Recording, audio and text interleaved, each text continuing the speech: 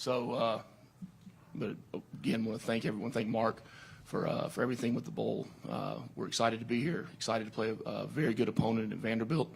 I think what I said 2 weeks ago in the initial press conference. This is a bowl game that they got right, and they got this right with the matchup, and that's what makes bowl games great, are the matchups. It's the ACC versus the SEC. It's two teams that pride themselves on playing physical, playing complete football games, not doing things that beat themselves, very efficient in turnover margin, and efficient in their play on both sides of the ball.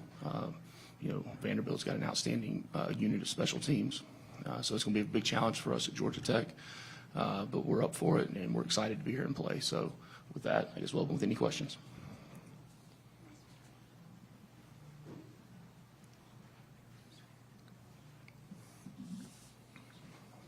Sure, I got a question. This is actually for Haynes. I was kind of just looking through some of your stats from this year and last year. You've drastically cut down on the number of interceptions you've thrown. Your pass completion rate's way up this year. What has kind of led to you being a far more efficient quarterback this year? That was a big goal this offseason. One was knocking down all the turnovers. That was a big battle that we battled this past season. Was just the turnover margin. And when you don't turn the ball over, you're going to have chances in every game.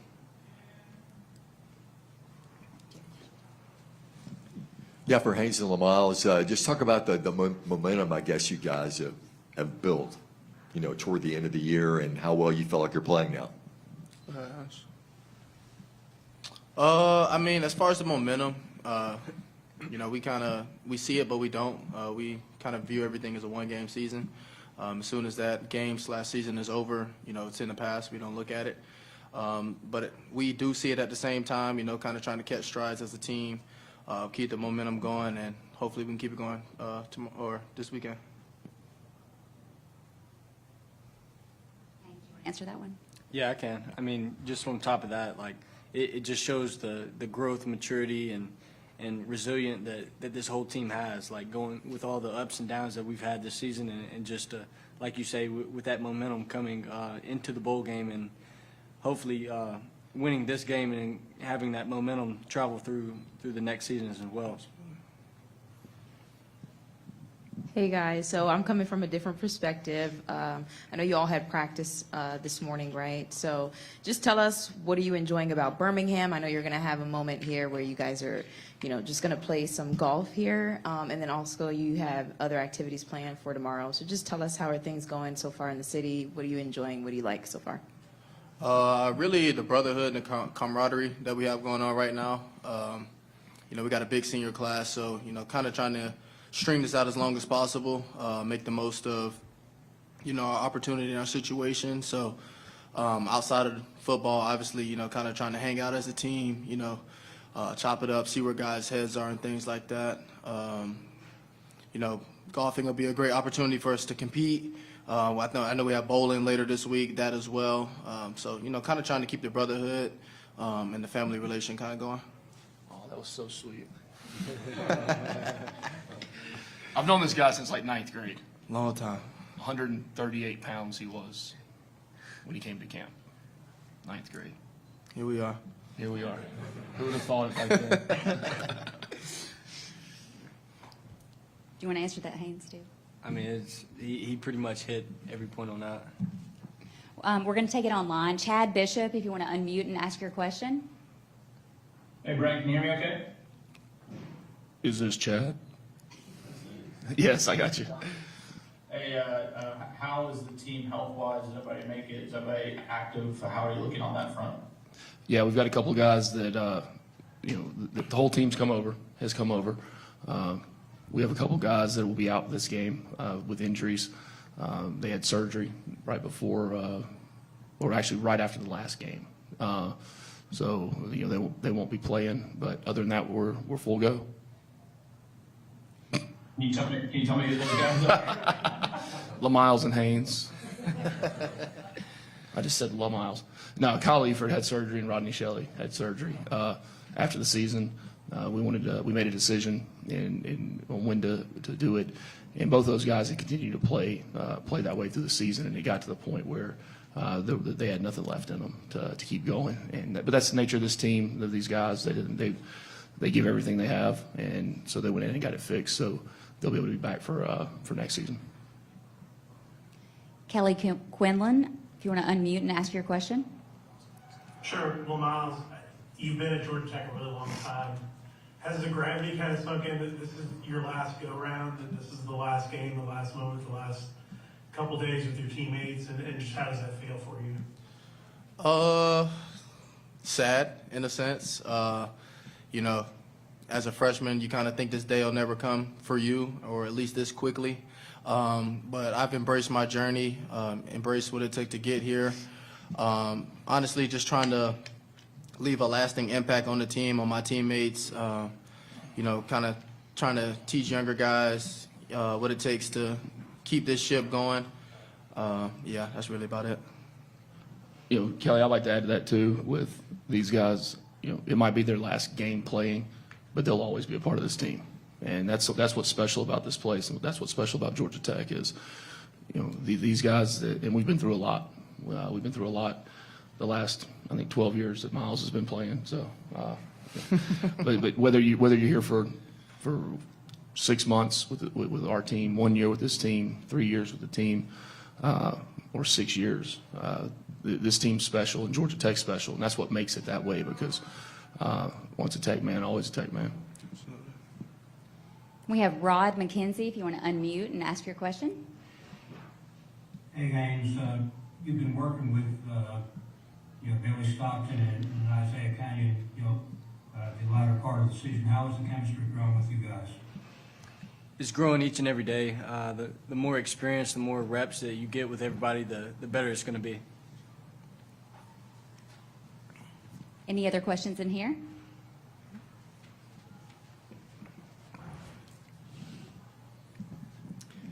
Brent, can you talk about being, home and how many folks are going to be in the stands, watching you coach up these Jackets, and also in all of your stops along the way, what was your biggest takeaway from working under Coach Saban in Alabama?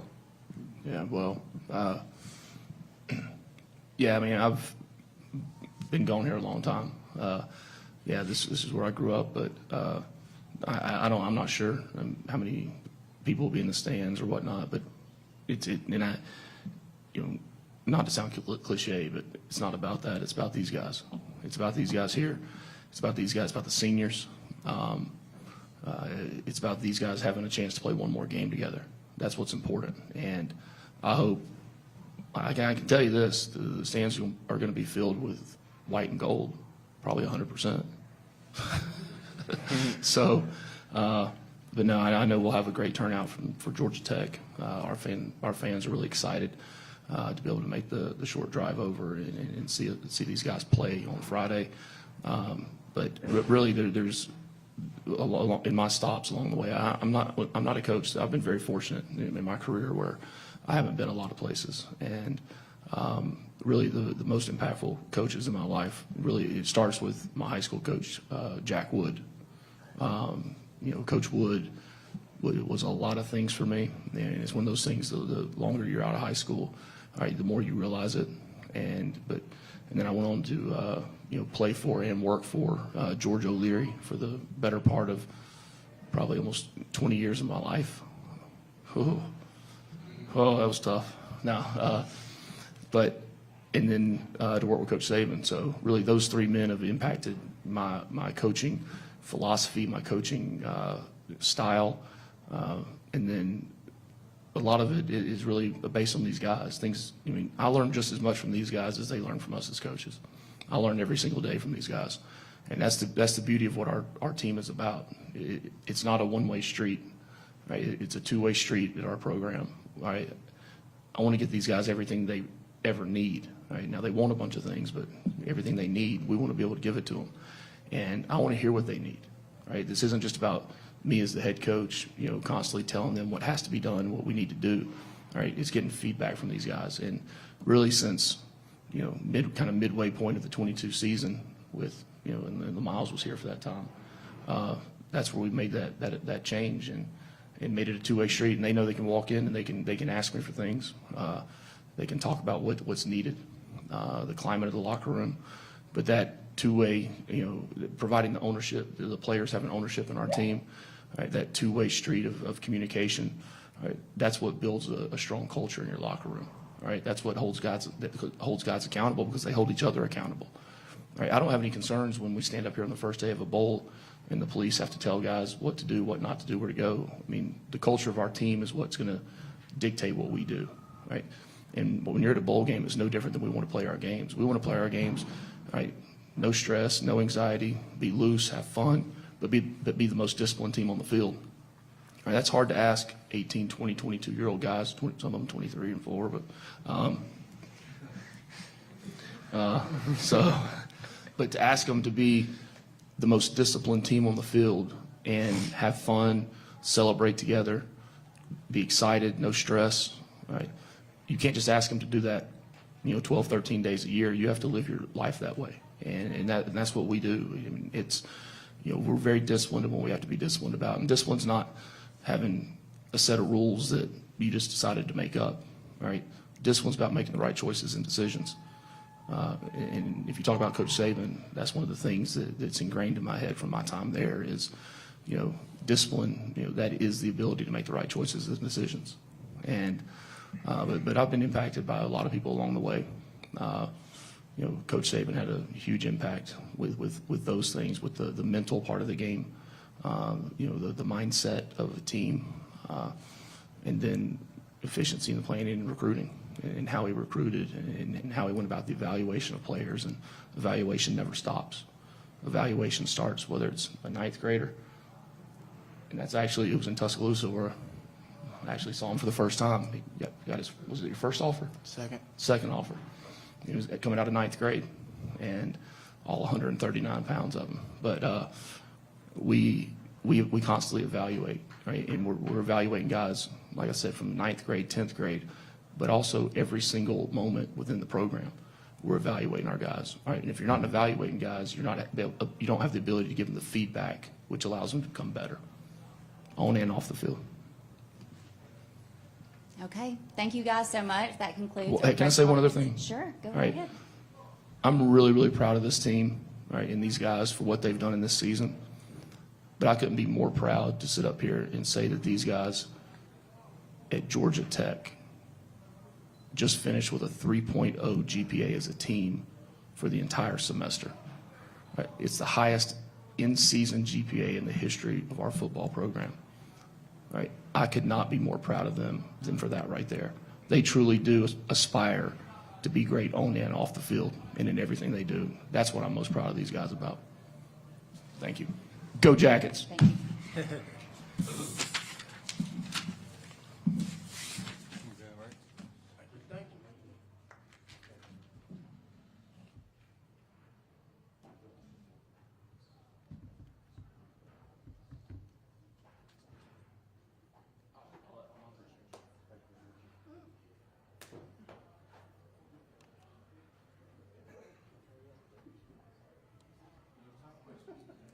Absolutely.